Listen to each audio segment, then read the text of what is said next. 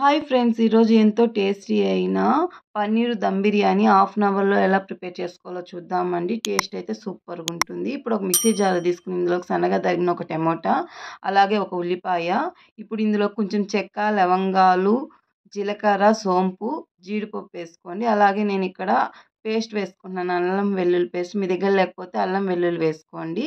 చూసారు కదా! ఈ విధంగా మెత్తగా గ్రైండ్ చేసుకోండి. నేను ఇక్కడ 200 గ్రామ్స్ పన్నీర్ తీసుకున్నానండి.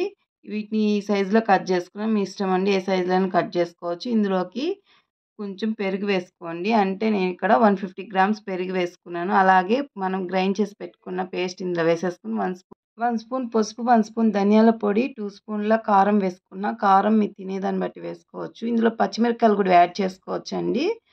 కానీ నేను వేసుకోలే. ఇందులోకి 1 స్పూన్ గరం మసాలా, టేస్ట్‌కి తగినంత సాల్ట్ వేసుకొని సన్నగా తరిగిన కొత్తిమీర, పుదీనా వేసుకుంటున్నాను.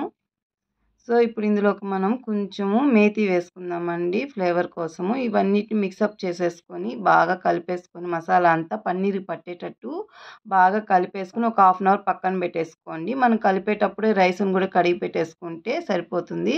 ఇప్పుడు హాఫ్ అన్ అవర్ తర్వాత చూసారు కదా! నేను ఇక్కడ బిర్యానీ ఆకు, సోంపు, అలాగే 2 లవంగాలు, యాలకులు, అనాస పువ్వు వేసేసుకున్నాము. నేనిక్కడ 2 గ్లాసుల రైస్ కోసము 5 గ్లాసుల వాటర్ తీసుకున్నాను. ఇప్పుడు వీటన్నిటిని వేసేసుకొని టేస్ట్‌కి తగినంత ఉప్పు వేసుకోవాలండి. మనకి రైస్‌కి కూడా ఉప్పు కావాలి కాబట్టి ఉప్పు వేసుకొని ఒకసారి గరిటెతో తిప్పేసుకుందాము.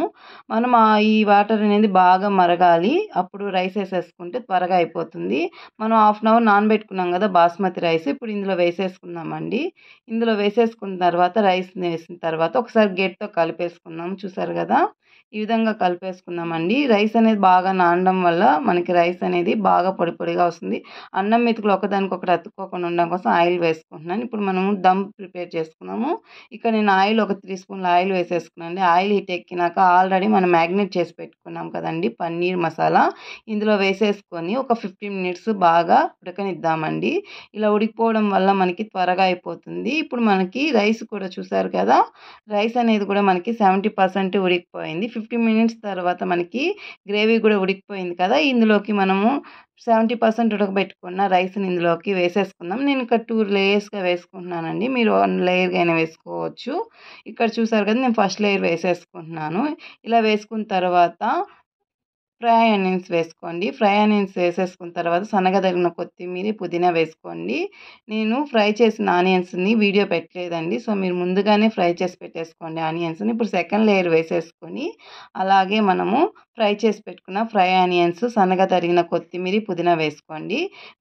నాకు మసాలాలో ఉన్న వాటర్‌తోనే ఈ రైస్ అనేది కుక్ అయిపోతుందండి. ఉడికిపోతుంది. మీకు సరిపోలేదంటే మీరు ఇందులోకి మనం ఉడికించుకున్నాం కదండీ! వాటర్ కొంచెం యాడ్ చేసుకోండి. యాడ్ చేసుకున్న తర్వాత ఒక 10 మినిట్స్ మీడియం ఫ్లేమ్‌లో ఉడికించుకోండి. 10 మినిట్స్ తర్వాత నేను ఇక్కడ ఫుడ్ కలర్ యాడ్ చేస్తున్నానండి. ఇది ఆప్షనల్.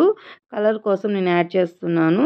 ఇలా కలర్ వేసేసుకున్న తర్వాత నేను ఇక్కడ ఒక దోస రేకు పెట్టుకుంటున్నాను. 10 మినిట్స్ తర్వాత మనం ఏది కుక్ చేసుకుంటున్నామో దాని కింద మనం ఇలాంటి దోస రేకు పెట్టేసుకొని మూత పెట్టేసుకొని ఒక 5 మినిట్స్ మీడియం ఫ్లేమ్‌లోనే ఉడికిద్దామండి. చూసారు కదా! మనకి 5 మినిట్స్ తర్వాత మూత తీసి చూద్దామండి. ఎంతో టేస్టీ అయిన హాఫ్ అన్ అవర్‌లోనే మనకు ఎంతో రుచికరమైన పన్నీరు దమ్ బిర్యానీ రెడీ అయిపోయిందండి. సో, ఇది మీరు కంపల్సరీ ట్రై చేయండి. ప్రాసెస్ చాలా సింపుల్ అండి. హాఫ్ అన్ అవర్‌లోనే మనకి ఎంతో టేస్టీ అయిన పన్నీరు దమ్ బిర్యానీ రెడీ అయిపోయిందండి. మీరు కూడా మీ ఇంట్లో ఒకసారి ట్రై చేసి నాకు కామెంట్ బాక్స్‌లో కామెంట్ చేయండి. Please subscribe my channel.